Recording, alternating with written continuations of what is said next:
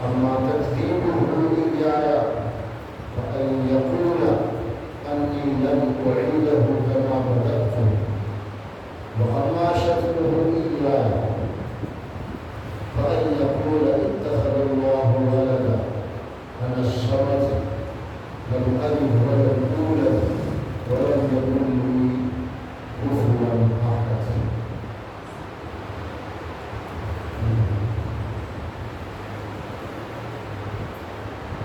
حدیث قدسی اسے امام بخاری نے روایت کی ہے، اور اللہ کے نبی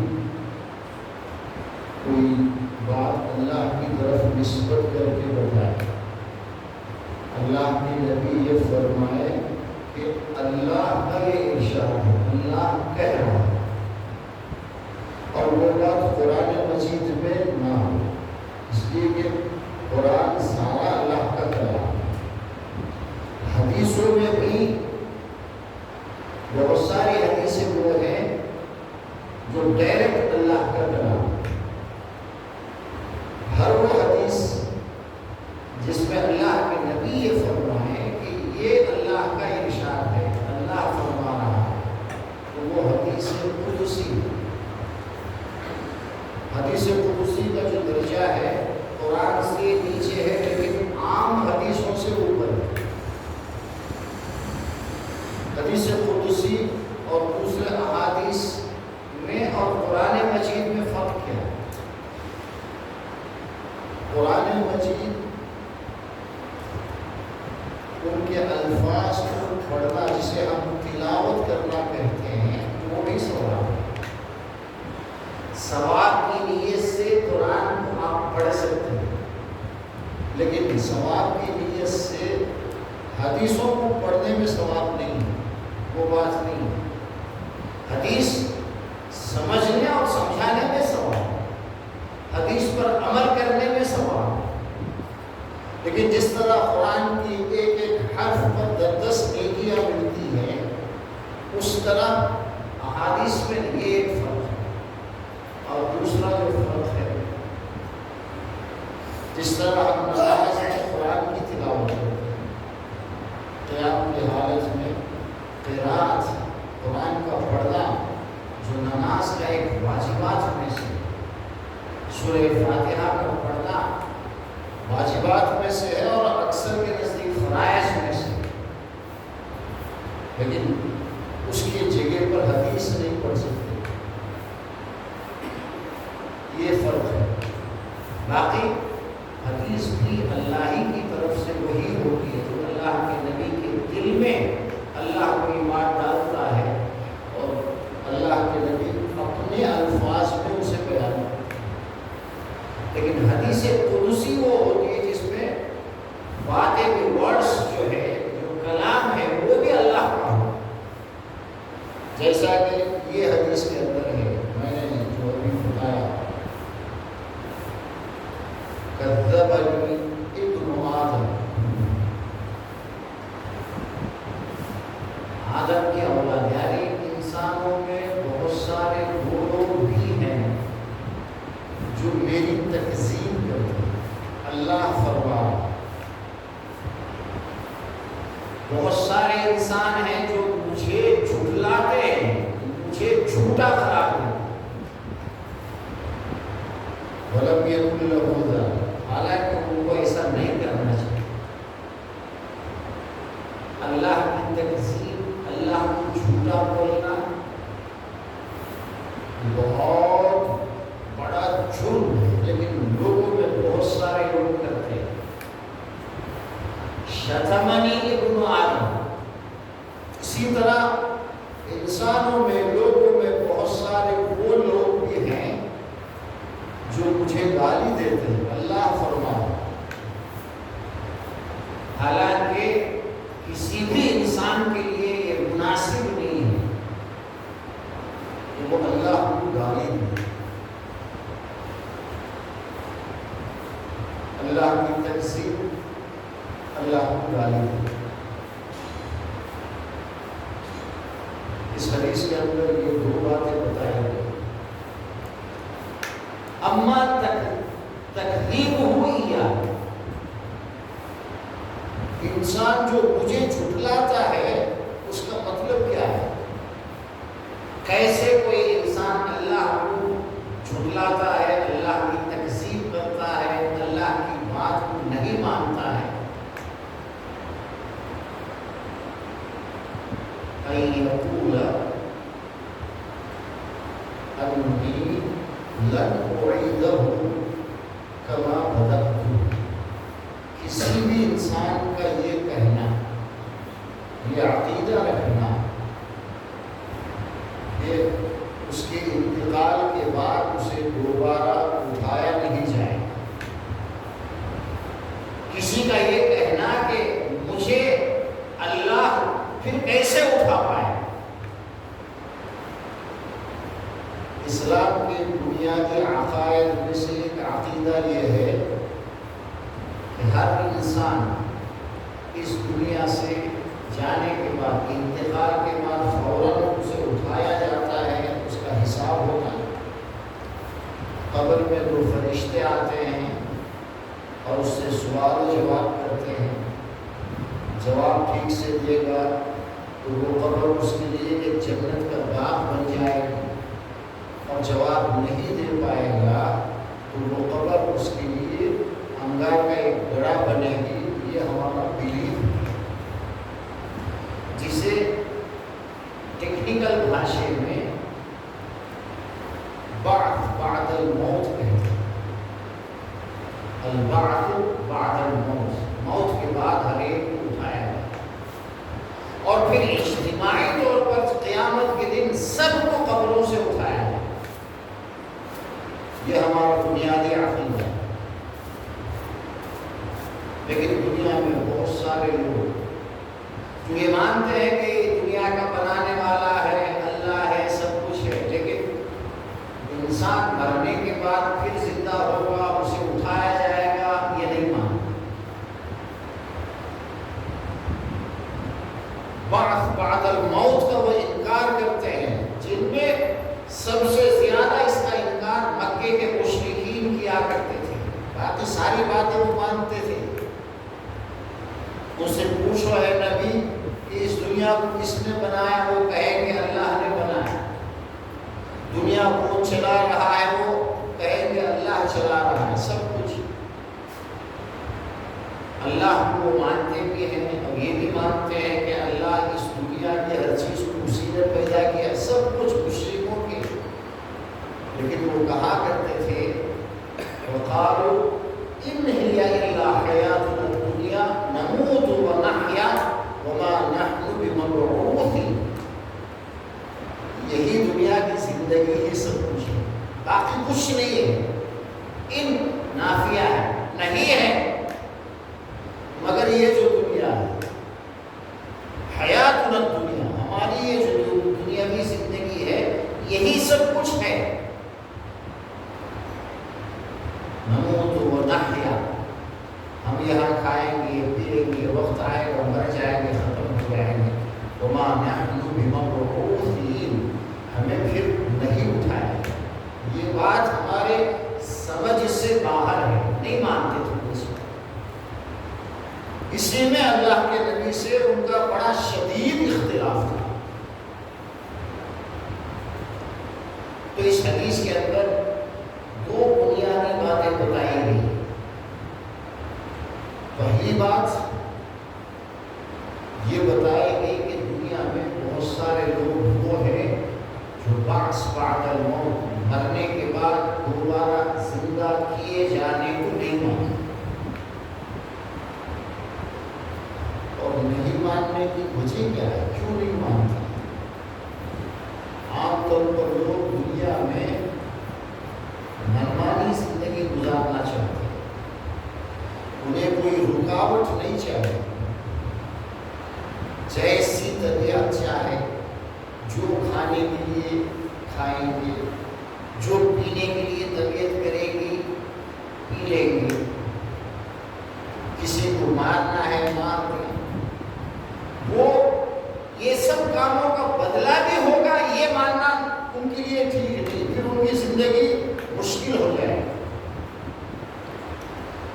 جو انسان اس بات کو مانتا ہے کہ مجھے دوبارہ مرنے کے بعد اٹھایا جائے گا اور دنیا میں جتنے بھی میں نے کام کیا ہے میری ہر ایکٹیویٹی کا سوال ہوگا، اس کا مجھے جواب دینا ہے، پھر وہ کیسے عیش کر پائے گا دنیا کے اندر؟ دنیا میں جھوٹ بولنا ہے، منمانی طریقے سے کمانا ہے، بہانہ کر کے کہ وٹی کے بغیر کام نہیں چلتا، یہ نہیں چلتا، وہ نہیں چلتا، کچھ بھی بول کر اسے دنیا میں منمانی زندگی گزارنا ہے۔ اس لیے وہ اس عقیدے کو ماننے کے لیے تیار نہیں ہوتا ہے کہ مجھے ان ساری چیزوں کا حساب دینا ہوگا۔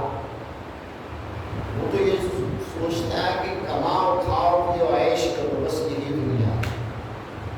تو آج کے ان ایمان والوں میں بھی بہت سارے لوگ بولتے رہتے ہیں اپنی زبان سے، وہ دیکھ پائے مشرکین کے جو عقائد ہیں آج ہم مسلمانوں میں بھی وہی ہے۔ جو یہ کہتا ہے وہ معمولی جرم نہیں کر رہا ہے، وہ انکار کر رہا ہے آخرت کا کہ دنیا کے بعد کی بھی کوئی زندگی ہے جہاں مجھے حساب و کتاب دینا ہے۔ اس بات کا وہ سراسر انکار کر رہا ہے، حالانکہ اللہ نے اپنے کلام مجید قرآن کے اندر، احادیث کے اندر بار بار اس بات کو بتایا ہے، کما بدأنا اول خلق نعیدہ، جیسا کہ ہم نے پہلی بار مخلوق کو بنایا ہے ہم دوبارہ اس کو بنائیں۔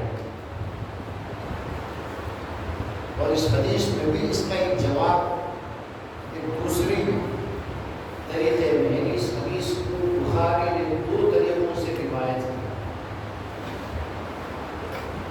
ایک طریقے میں یہ بات موجود ہے کہ بھائی کسی چیز کو پہلی مرتبہ پیدا کرنا زیادہ مشکل ہے، بعد میں اسی طرح دوبارہ اسے کرنا بہت آسان ہے۔ جب ہم نے تمہیں پہلی بار پیدا کیا اور ہم یہ دعویٰ کر رہے ہیں اور ہم یہ تمہیں بتا رہے ہیں کہ ہم تمہیں دوبارہ اٹھائیں گے، زندہ کریں گے، تو اس کے ماننے میں تمہیں مشکل کیوں پیش آ رہی ہے؟ تم کیوں میرے اس بات کو نہیں مانتے ہو؟ نہیں مانتے ہو اس کا مطلب ہے کہ تم مجھے جھوٹا کہہ رہے ہو، میری تکذیب کر رہے ہو۔ بات کہاں سے کہاں تک پہنچتی ہے؟ یہ انسان اللہ کو جھوٹا کہہ رہا ہے۔ جو وقت جھوٹ کسے بولتے ہیں؟ تکذیب ہے کیا؟ کسی کو جھٹلانا۔ اتہام المتکلم بأن خبرہ لیس بواقع، کسی نے کوئی خبر دی آپ کو، کوئی بول رہا ہے کہ یہ ہے وہ ہے، اور آپ کھڑے ہو کر یہ فرما رہے ہیں جو خبر تو دے رہا ہے، جو بات تو بتا رہا ہے وہ صحیح نہیں، وہ ریالٹی کے خلاف ہے، خلاف الواقع۔ ان ہی الا حیاتنا الدنیا، مشرکین تو یہی کہتے تھے نا، بس جو کچھ ہے وہ یہی دنیا ہے، دنیا میں کماؤ، کھاؤ، محنت کرو۔ آج کل سائنس والے بھی تو یہی کہتے ہیں، دنیا میں پڑھے لکھے جو جاہل ہیں، بس دنیا میں کیا ہے، محنت کرو، بزنس کرو، یا اچھی نوکری کرو، خوب پیسہ کماؤ، عیش کرو، بس یہی دنیا ہے۔ اس کے بعد کون دیکھے، کس نے دیکھا، ہمیں بات سمجھ میں نہیں آتی۔ جو یہ کہہ رہا ہے وہ اسلام کے بنیادی عقیدے اور بلیف کو جھٹلا رہا۔ اللہ نے جو وعدہ کیا ہے، اللہ نے جو ہمیں خبر دی ہے نبی کریم صلی اللہ علیہ وسلم کے ذریعے سے، ہم گویا اس خبر کو جھٹلا رہے ہیں۔ پہلی بات تو یہ بتائی اس حدیث کے اندر۔ اب اس کا جواب قرآن میں بہت کئی طریقوں سے دیا گیا ہے، اس کو رد کیا گیا، یہ بات کیسے ٹھیک نہیں ہے اس کو بیان کیا گیا۔ دوسری جو بات بتائی گئی ہے شتمنی، لوگوں میں سے انسانوں میں سے بہت سارے وہ ہیں جو مجھے گالی دیتے ہیں، اور آگے خود اللہ نے یہ فرمایا وَأَمَّا شَتْمُهُ إِيَّايَ أَن يَقُولُ اتَّخَذَ اللَّهُ وَلَدًا، مجھے گالی جو دیتا ہے، برا بھلا جو کہتا ہے، اس کا مطلب کیا ہے کہ بہت سارے لوگ یہ کہتے ہیں کہ اللہ نے اپنے لیے بیٹا بنا لیا، اتخذ اللہ ولدا، حالانکہ میں سمد ہوں، سمد وہ ذات ہے، صرف اللہ ہی سمد ہے اور کوئی سمد نہیں ہو سکتا ہے۔ قل هو اللہ احد، اے نبی آپ فرما دیجئے کہ اللہ ایک ہے اور وہ سمد ہے، اسے کسی کی ضرورت نہیں اور ہر کسی کی ضرورت کو پوری کرتا ہے، اسے بیوی کی ضرورت نہیں، بچوں کی ضرورت نہیں، کھانے پینے کی ضرورت نہیں، آرام اور ریسٹ کی ضرورت نہیں۔ جس کے اندر ضرورتیں ہیں وہ کیسے خدا بن سکتا ہے؟ ہر ضرورت سے وہ پاک ہے، اسی لیے سبحان اللہ یہ بہت بڑا کلمہ ہے۔ پانچوں نمازوں کے بعد جو 30 پر 3 بار سبحان اللہ، 30 پر 3 بار الحمدللہ، 30 پر 3 بار اللہ اکبر، اور ایک بار لا الہ الا اللہ وحدہ لا شریک لہ لہ الملک و لہ الحمد وہو علی کل شیء قدیر پڑھتا ہے، پانچوں نمازوں کے بعد اس کے جتنے بھی گناہ ہوں گے وہ سب اللہ معاف کر دے گا، بخش دے گا، صاف کر دے گا، اگرچہ وہ گناہ سمندر میں جو جھاگ ہوتا ہے اس کے برابر ہو۔ سمندر میں جو بڑے بڑے موج آتے ہیں، تپے جسے ہم بولتے ہیں، اور اس میں کف کی طرح نظر آتا ہے اوپر اوپر، اسے جھاگ کہا جاتا ہے۔ آدمی کوئی زہر کھا لے، کوئی بات ہو، اس کے منہ سے کبھی جھاگ نکلتا ہے، وہ بھی جھاگ۔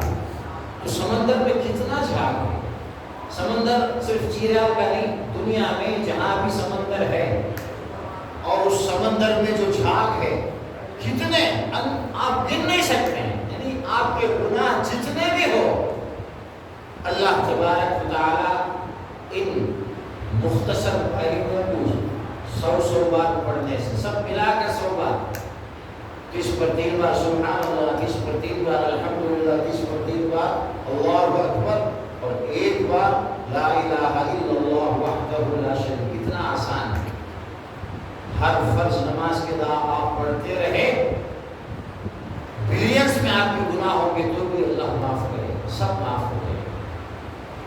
اور ایک طریقہ اللہ کے نبی نے اس میں پڑھنے کا یہ بھی بتایا ہے، آپ جو ہے سبحان اللہ والحمدللہ ولا الہ الا اللہ واللہ اکبر سب ملا کر 25 بار پڑھو، 4 کلمے ہیں، سبحان اللہ، الحمدللہ، لا الہ الا اللہ، اللہ اکبر، چاروں کو آپ 25 بار پڑھیں گے، 4 25 100، یہ بھی ہو ٹھیک ہے، دونوں ایک ہے، کیسے آپ جو آپ کے دل میں چاہے پڑھو۔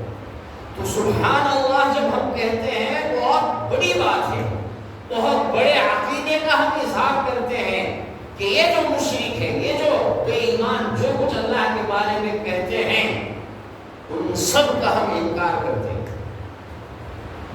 دل میں ہونا چاہیے، ہم انکار کرتے ہیں کہ اللہ کا کوئی بیٹا ہے، ہم انکار کرتے ہیں کہ اللہ کی کوئی بیوی، نہیں مانتے، ماں باپ بھی نہیں ہے اس کی، اسے نیند آتی ہے، ہم نہیں مانتے، انکار کرتے ہیں۔ اللہ کی شان میں دنیا میں کوئی کچھ بھی کہہ رہا ہے، ہم ان ساری چیزوں کا انکار کرتے ہیں، ہم اللہ کی پاکی بیان کرتے ہیں۔ سبحان اللہ کا مطلب یہ ہوگا، ہوں گے دنیا میں لوگ جو اللہ کو گالی دیتے ہیں، اللہ کو گالی دینا اس کو بتایا ہے، اتخذ اللہ ولدا، اللہ نے اپنے لیے ایک بیٹا بنایا ہے۔ یہ کون کہا کرتے تھے؟ عیسائی کہا کرتے تھے، یہودی کہا کرتے تھے، آج بھی وہ کہتے ہیں دیولی بڈا۔ عیسیٰ علیہ السلام کے بارے میں ان کا عقیدہ، عزیر ایک پیغمبر تھے جس کو یہودی جو ہے اللہ کا بیٹا مانتے تھے۔ مشرکین مکہ ان میں سے کچھ قبیلے وہ تھے جو اللہ کے فرشتوں کو اللہ کی بیٹیاں مانتے تھے، اس لیے ان کی وہ پوجا کرتے تھے۔ ہمارے یہاں بھی یہی ہے نا، دیولو دیوتلو، اللہ سے ان کا خاص کنیکشن جوڑتے ہیں، گویا کہ اللہ اور یہ سارے ایک فیملی سے، اور اسی میں وہ بھی آ جاتے ہیں جو انسانوں میں سے کسی کو اللہ کے برابر کا درجہ دینے والے۔ آگے اللہ نے کیا فرمایا؟ میرے بارے میں کہتے ہیں کہ میں نے اپنے لیے ایک بیٹا بنایا ہے، حالانکہ انا صمد، میں صمد ہوں، بے نیاز ہوں، لم الد، میں نے کسی کو جنا نہیں ہے۔ پیدا تو اللہ نے اپنے حکم سے سب کو کیا، لیکن دنیا میں جننے کا جو طریقہ ہے، میاں بیوی سے بچہ پیدا ہو، یہ جو ہے یہ اللہ کے شان کے خلاف ہے۔ اسے اس کی کوئی بیوی نہیں ہے، ضرورت بھی نہیں ہے، خواہشات سے وہ مجبور تھوڑی ہے۔ انسانوں کو خواہشات پیش آتی ہیں، کسی کو دیکھ کر اس کے دل میں خیالات آئیں گے، اللہ تو ان ساری چیزوں سے پاک ہے، اسے شادی کی کیا ضرورت ہے، اسے لڑکی کی کیا ضرورت ہے۔ لیکن دنیا میں لوگ یہ کہتے ہیں کہ اللہ نے اپنے لیے بیٹا پیدا کیا۔ حضرت مریم علیہ السلام جو پاک دامن ہیں، اور اللہ نے اپنی قدرت سے عیسیٰ علیہ السلام کو پیدا کیا، ان کی شادی نہیں ہوئی تھی، ان سے اللہ کا ایک خاص ٹائپ کا رشتہ جوڑتے ہیں جو کہ نہایت ہی غلط ہے۔ اسی کا انکار اللہ کر رہا ہے، میں بے نیاز و صمد ہوں، لم الد، میں نے کسی کو جلا نہیں ہے، عام انسانوں کی طرح، جانوروں کی طرح، پیدا تو اسی کے حکم سے ہم سب ہوتے ہیں۔ ولم اولد، نہ میں کسی سے پیدا ہوا، نہ میرے بیٹے بیٹیاں ہیں، نہ میرے ماں باپ ہیں۔ میرے بارے میں یہ کہنا کہ اللہ کا بیٹا ہے یا بیٹی ہے یا ماں ہے یا باپ ہے، نہایت سی غلط بات ہے۔ وَلَمْ يَكُنْ لِي كُفُوًا، اور نہ میرا ہمسر کوئی ہے دنیا کے اندر، کسی اور کو لا کر میری پوزیشن میں کھڑا کرنا یہ بھی اسی طرح مجھے گالی دینے کے برابر ہے جو ہم کر رہے ہیں آج۔ کسی کو غوث بنا دیا، کسی کو کیا کیا بنا دیا، غریب نواز بنا دیا، بندہ نواز بنا دیا۔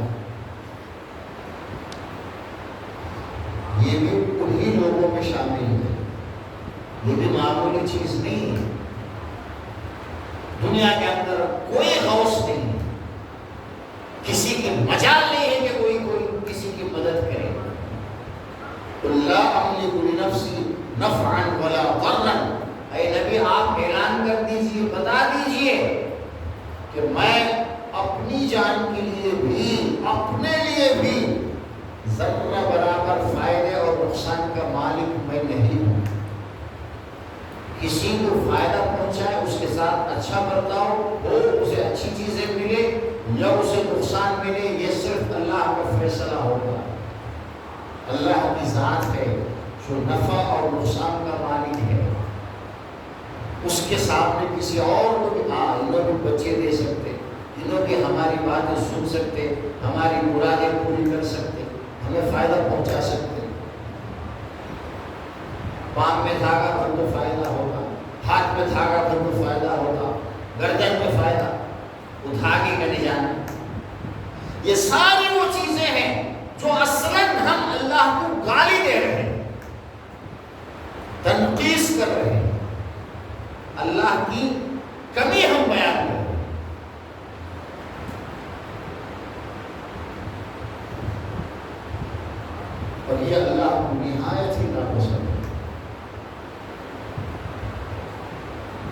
ہمارے ایمان کا تقاضا ہے کہ ہم اللہ کو منزہ، اس میں کوئی کمی نہیں. اور شتم کے معنی اصل میں کیا ہے؟ گالی دینا کسے کہتے ہیں؟ وصف الشخص بالمعائب، کسی انسان کو اس میں کوئی نقص، کوئی کمزوری، کوئی عیب بتانا، یہ ہے گالی دینا. گالی دینا کا تو کیا؟ کسی کمزوری، کسی عیب کی نسبت کسی انسان کی طرف کرنا، یہ شتم ہے.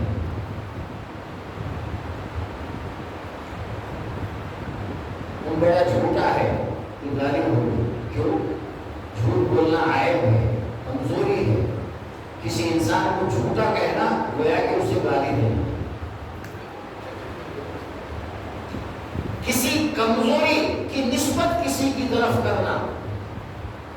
ایک آدمی ہے جو خود کماتا ہے، کھاتا ہے، کبھی کسی کے یہاں ہاتھ نہیں پھیلایا، اس کے بارے میں یہ بولنا کہ وہ بون کھاتے رہتا، گالی ہوگی. الفاظ برے بولنا ہی نہیں ہے. ہر ایک کہنے بھی یار مونگلے کرتا، حالانکہ وہ مونگلے نہیں کہہ رہا، جھوٹ بول رہا ہے. مانگنا عیب ہے،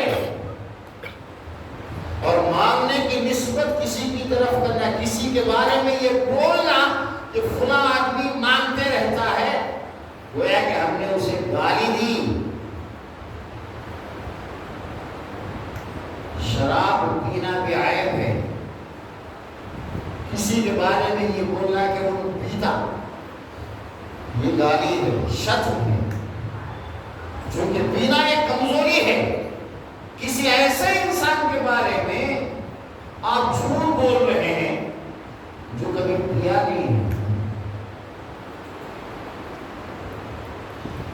کسی انسان میں جو باتیں نہیں ہیں ان باتوں کو ہے بول کر بولنا، یہ گالی دینا ہے، شتم اسی کو ہے. اور اللہ کو گالی دینا کیا ہے؟ اللہ کے بارے میں کوئی ایسی بات کہنا جو کمی مائنس جو پوائنٹس ہوتے ہیں، کسی بھی مائنس پوائنٹ کا اللہ کی طرف نسبت کرنا، جوڑنا.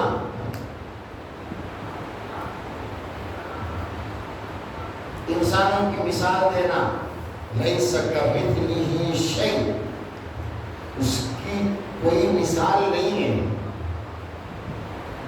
وزیر اعلیٰ کا نشانہ کو تو کچھ بھی دیکھتے انجینئر بننا، اس کے بعد نہیں تو کیا جاتے ڈائریکٹ. ان کا تو کام کرنا کو تو اس کے سیکریٹری، پھر اس کے بعد جو آفیسر ہے ان کے ذریعے سے وہ کرتا، نہ کو ڈائریکٹ کرتا. یہ ایگزامپلس جو ہم انسانوں اللہ کے بارے میں نہیں دے سکتے.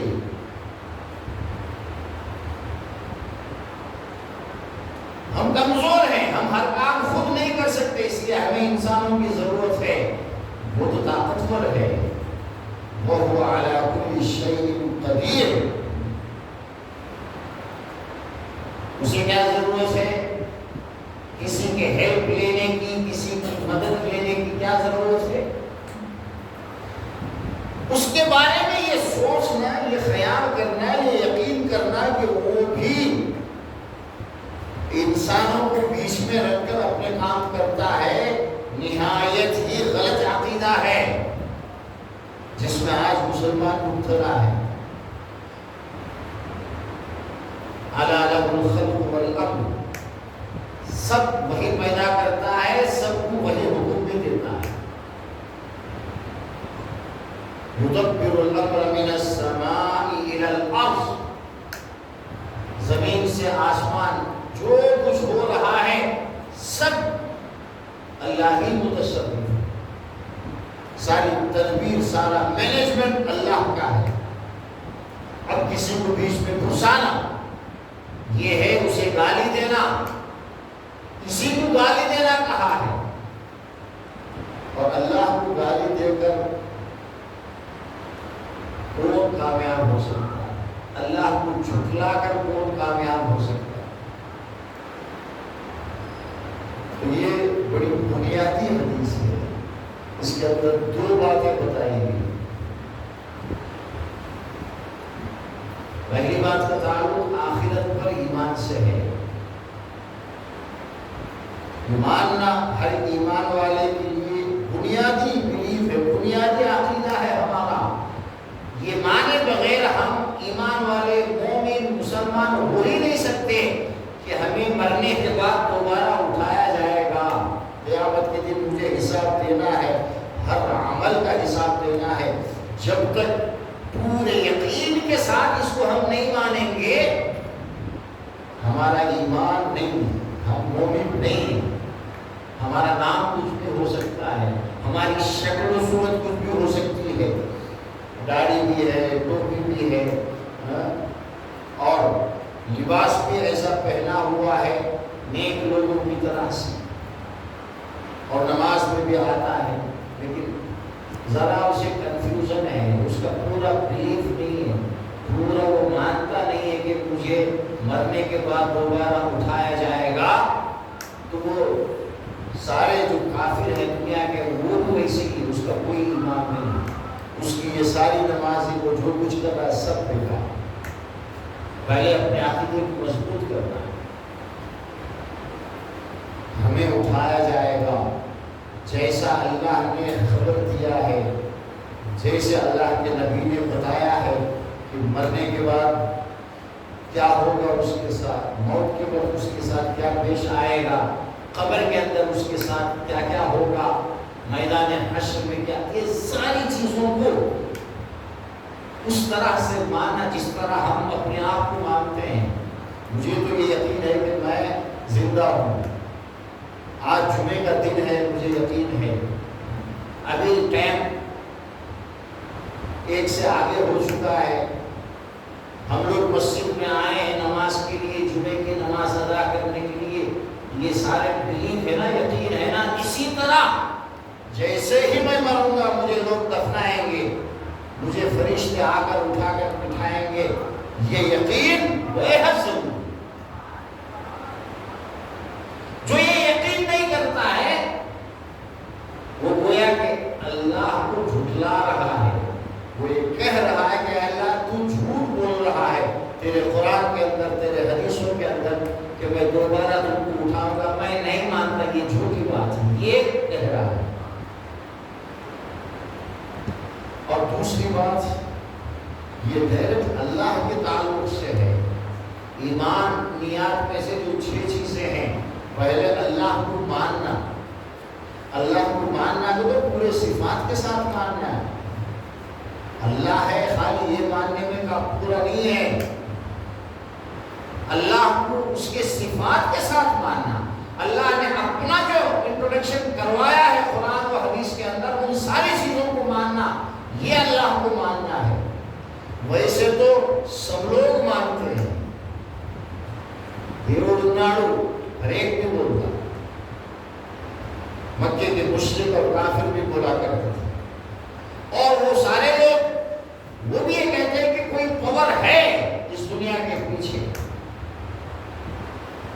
اس پاور کو اس کے انٹروڈکشن کے حساب سے ماننا.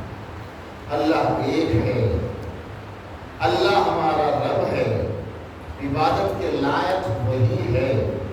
اسی نے ہم سب کو پیدا کیا اور اس کا یہ وعدہ ہے کہ سب کو پھر دوبارہ پیدا کرے گا، اٹھائے گا قبروں سے، اور سب کو اللہ کے سامنے کھڑے ہونا ہے حساب و کتاب کے لیے. یہ ساری چیزیں جب مانیں گے تبھی اللہ کو ماننا صحیح ہوگا. اس میں ذرا بھی کمی ہوگی تو ہمارا ماننا صحیح نہیں ہوگا. اللہ کو بالکل اسی طرح سے ماننا، اس کے اسماء و صفات کے ساتھ بالکل ضروری ہے.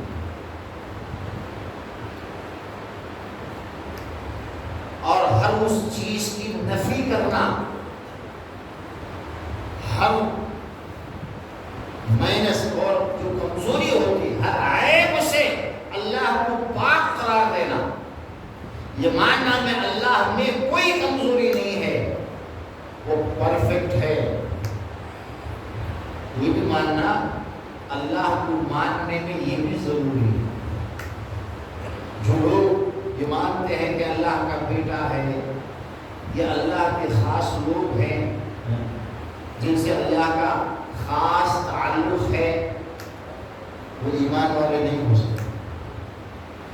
رات میں ہم نے ایک حدیث سنی، حضرت ام ایمن رضی اللہ عنہا، وہ خوش نصیب خاتون جو اللہ کے نبی کو جب آپ پیدا ہوئے گود میں اٹھا کر گھمایا، ان کے گھر میں ان کے والد کی طرف سے ان کو ملی تھی۔ حضرت عبداللہ کے زمانے ہی میں یہ ام ایمن باندی بن کر اللہ کے نبی کے گھر میں آ گئی تھی۔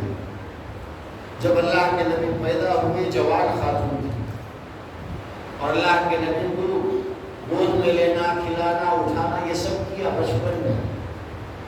بعد میں اللہ کے نبی جب جوان ہوئے، حضرت خدیجہ سے ان کی شادی ہوئی، تو اس باندی کو اللہ کے نبی نے آزاد کیا۔ پھر وہ باندی، اس کی شادی ہو گئی اور ایک بچہ پیدا ہوا جن کا نام ہے ایمن، صحابی رسول ہے۔ غزوہ حنین کے موقع پر وہ شہید ہو گئے۔ بعد میں پھر دوسری ان کے شوہر کا انتقال ہو گیا تھا نبوت سے پہلے ہی۔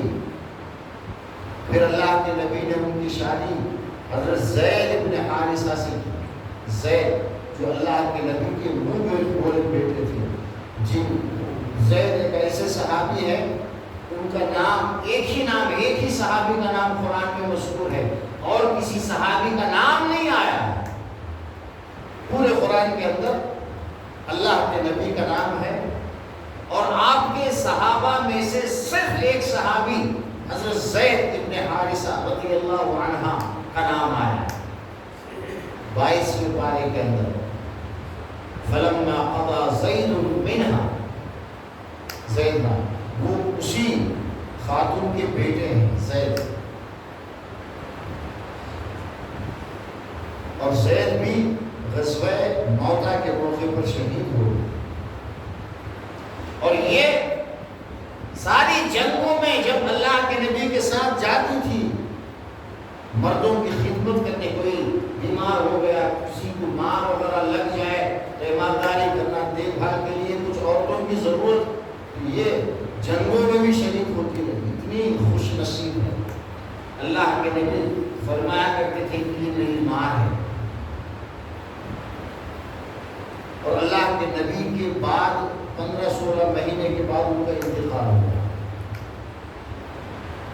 جب اللہ کے نبی کا انتقال ہو گیا، حضرت ابوبکر خلیفہ بن گئے، تو ایک دن ابوبکر رضی اللہ عنہ نے حضرت عمر سے کہا کہ چلو ام ایمن کو جا کر مل کر بات کر کے آتے ہیں۔ کیوں؟ اللہ کے نبی اپنی زندگی میں ان کے گھر جا کر ان سے ملا کرتے تھے۔ یہ دونوں گئے، جب وہ پہنچے تو ان کو رونا آ گیا، اللہ کے نبی کی یاد کیا، پوچھا کیوں رو رہی ہو، کیا بات ہے؟ اللہ کے نبی کے اس دنیا سے جانے کی وجہ سے رو رہی ہو؟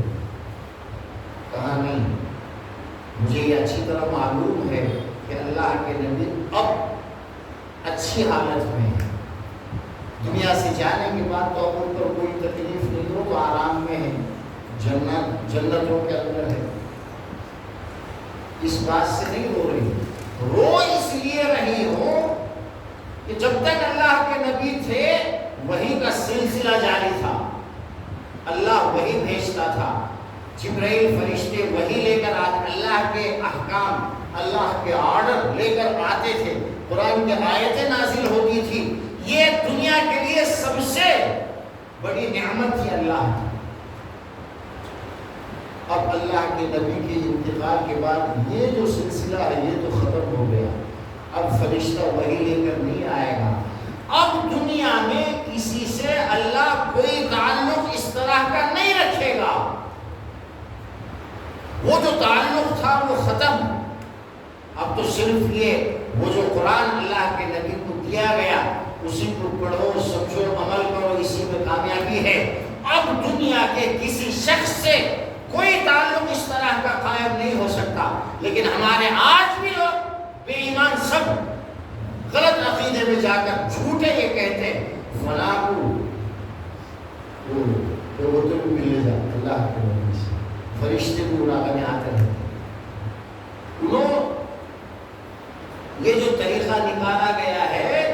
الہامی طریقہ ہے، یعنی اللہ انہیں ڈائریکٹ بتایا ایسا کر، وہ جھوٹے لفظ سے۔ اب کوئی طریقہ، کوئی حکم، کوئی بات جس طرح اللہ کے نبی کے زمانے میں جبرائیل فرشتے لے کر وحی لے کر آتے تھے، اب نہیں آ سکتے، لیکن جھوٹے دعوے بہت کرتے ہیں۔ ان کو پتہ نہیں یہ جو دعوے کرتے ہیں اس میں یہ نبوت کا اقرار کرتے ہیں، نبوت کا چیلنج یہ کرتے ہیں، لیکن دنیا میں جن کا نام آ جاتا ہے غلام احمد قادیانی، جھوٹے نبوت کا دعویٰ کیا، سب نے مان لیا۔ اللہ کے نبی کے زمانے میں بھی جھوٹا نبی تھا مسیلمہ ابن کذاب رسول، اور مسلمان کا لباس پہن کر جھوٹے نبی بہت ہیں۔ اپنی بنائی ہوئی چیزوں کو، اپنے نظام کو، نبیوں کا نظام، اللہ کا نظام اللہ نے ان کو دیا، یہ سب جو دعوے کرتے ہیں یہ ان کا ایمان ہی نہیں ہے، ایمان سے باہر ہے۔ یہی بات حضرت ابن ایمن کو یاد آئی، وہ رونے لگ گئی، وہ سارا سلسلہ ختم ہو گیا۔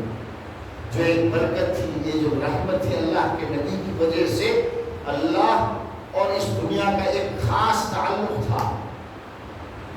جب بھی کسی حکم کی ضرورت ہوتی اللہ بھیج دیتا، ہزاروں بار جبرائیل لے کر آئے اللہ کے احکام۔ اب تو نہیں ہوگا، اس لیے یہ دونوں بھی رونے لگے۔ اللہ نے دین مکمل کر دیا ہے، اور تکوینی جو معاملات ہیں، دنیا کو چلانے کے جو معاملات ہیں، وہ ہمیشہ سے اللہ خود کر رہا ہے، کسی کی ضرورت نہیں ہے۔ اس میں کسی کو لا کر یہ کہنا کہ یہ ان کا خاص ہے، یہ ان کا عام ہے، کون بولے خاص کو؟ کیا سرٹیفکیٹ ہے خاص؟ کسی کے بارے میں کہ ایک صحابی، لنگڑے صحابی تھے اور وہ شہید ہو گئے، ایک اللہ کے نبی ان کو دیکھنے کے لیے، تو ایک صحابیہ ام علا غالب النام ہے، وہ کہنے لگی کہ کتنے بڑے آدمی کیسے بڑے بڑے کام اگر کو آپ کی نہ تو اللہ جو ہے کتنا خوبصورت بدلا دے گا، بڑے اچھی شان میں ہوں گے۔ اللہ کے نبی نے فوراً پوچھا تو کیا دیکھی کیسے کیسا معلوم؟ ایک اچھے صحابی ہیں، گئے ہیں تو اللہ ان کے ساتھ اچھا معاملہ کرے گا، ٹھیک ہے، لیکن یہ دعویٰ کرنا کہ کون تو جا کر دیکھ گیا، میں نبی، مجھے جب تک اللہ نہ بتائے نہیں معلوم ہوگا، تجھے کیسے معلوم؟ اللہ کے نبی نے، اللہ نے سب کے منہ بند کر دیے ہیں، کسی کے بارے میں بڑی بڑی باتیں ہم نہیں کر سکتے ہیں، کسی کو کچھ بھی بردو دینا سب غلط ہے، یہ سب اللہ کو گالی دینے کے برابر۔ کیا فرق ہے ان میں جنہوں نے یہ کہا کہ اللہ نے عیسیٰ علیہ السلام کو اپنا بیٹا بنایا، اور کوئی یہ کہے کہ عبد القادر جیلانی اللہ کی طرف سے خاص طاقت رکھتے ہیں، وہ غوث ہیں، خواجہ جو ہے وہ غریب نواز ہیں، غریبوں کو نوازنے، ان کو خوب دینے کے اللہ نے ان کو طاقت کو جگہ کو دے، اللہ کہتا۔ اس طرح کی جو دعوے ہیں، بولنے والا گویا کہ وہ اللہ کو گالی دے رہا ہے۔ اللہ نے سورہ اخلاص قل هو اللہ کا جو سورہ ہے اسی میں بتا دیا وَلَمْ يَكُنْ لَهُ كُفُوًا أَحَدٌ، اس کا ہمسر کوئی نہیں، وہ جو کام کرتا ہے وہ کام کرنے والا کوئی نہیں، اس کے جو صفات ہیں کسی کے اندر وہ صفات ہو ہی نہیں سکتے، اکیلا ہے۔ اس بات کا عقیدہ ضروری ہے۔ سورہ اخلاص تو ہم ہر جگہ پڑھتے ہیں، سمجھو سورہ اخلاص کا مطلب کیا ہے۔ کوئی اگر یہ کہے کہ فلاں ہماری مراد پوری کر سکتا ہے، اس کا مطلب یہ ہے کہ اس نے قل هو اللہ کے سورے کا انکار کیا اور یہ کہا کہ قل هو اللہ کے سورے کی جو آخری آیت ہے وَلَمْ يَكُنْ لَهُ كُفُوًا أَحَدٌ، وہ جھوٹ بات ہے، وہ صحیح نہیں۔ جب ہم کسی کے پاس جاتے ہیں مدد مانگنے کے لیے، یہ دل میں یقین کر کے ہے نشہ میں جب دھاگا بندہ تو صحیح ہوگا، وہ قل هو اللہ کی سورہ کا انکار کر رہا ہے، وہ اللہ کے غصے میں ہے موت تک، دھاگا باندھنے سے فائدہ نہیں ہوگا جب تک وہ دھاگا آپ کے پیر میں ہے۔ باندھنے والا جو دیا ہے دھاگا لینے کے لیے جو ساتھ میں گئے اور اسے دیکھ کر جو یقین سب گنہگار ہیں، سب سے اللہ ناراض ہے۔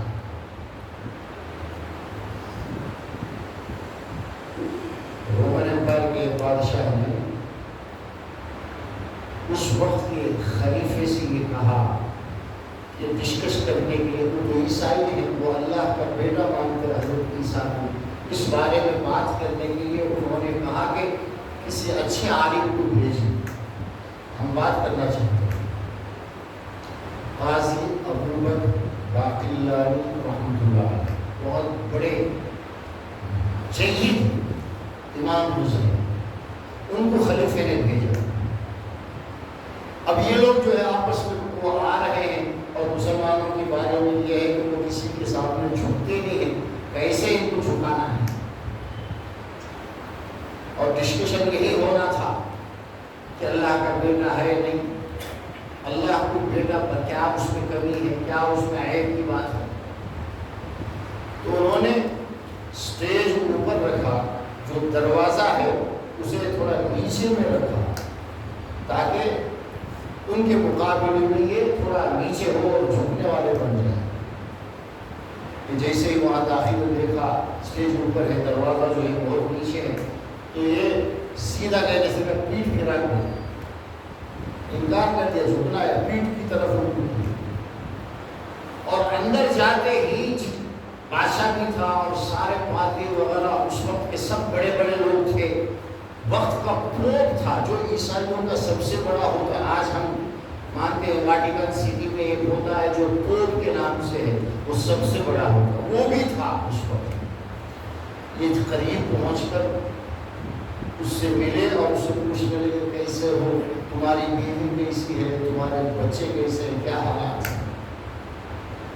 انہوں نے ہے آپ ایسے پوچھ رہے ہیں، ایک عام پادری بھی شادی نہیں کرتا ہے، یہ تو ہمارے پوپ ہیں، ان سے آپ یہ کیسے پوچھ سکتے ہیں کہ تمہاری شادی ہوئی، تمہاری ماں کیسی ہے، تمہارے بیوی کیسی ہے، بچے کیسے، بھائی یہ کیسے شادی کر سکتے ہیں؟ ان سے یہ کہنا ہے کہ تمہاری بیوی کیسی ہے، یہ عیب کی بات ہے نا۔ ایک عام ہمارا جو فادر ہوتا ہے یا سسٹر ہوتی ہے وہ بھی شادی نہیں کرتی ہے نا جب تک اس میں ہے، اور آپ آ کر کے سب کے سامنے آپ ان کو ذلیل کر رہے ہیں، ان کی توہین کر رہے ہیں، ان کی ریسپیکٹ دیجیے، یہ پوچھنا ہی غلط ہے آپ کا۔ جواب میں فرمایا قاضی ابوبکر نے، ایک عام آدمی مجھے پوچھنا کہ تیرے بچے کیسے ہیں، تیری بیوی کیسی ہے، یہ عیب اگر ہے تو اس اللہ کے بارے میں جو سمجھ ہے، یہ کہنا کہ اس کا بیٹا حضرت عیسیٰ ہے اور مریم علیہ السلام سے اس کا ایک تعلق جوڑنا، یہ کتنی بے عزتی کی بات ہے۔ تم اگر یہ نہیں سن سکتے ہو مجھ سے کہ تمہارے بیٹے کیسے، یہ پوچھنا اگر غلط ہے، اس میں اگر تمہاری توہین ہے، اس میں اگر تم یہ سمجھتے ہو کہ تمہارے میرے لیے گالی ہے، تم یہ جو کہتے ہو کہ اللہ نے اپنے لیے بیٹا بنایا ہے، یہ کتنی بڑی گالی ہے اللہ کے بارے میں۔ اللہ تبارک و تعالیٰ کبھی ایمان والوں کو اس طرح ذہن میں بات ڈالتا ہے۔ اللہ تبارک و تعالیٰ ہمیں دین کی صحیح سمجھ عطا فرمائے۔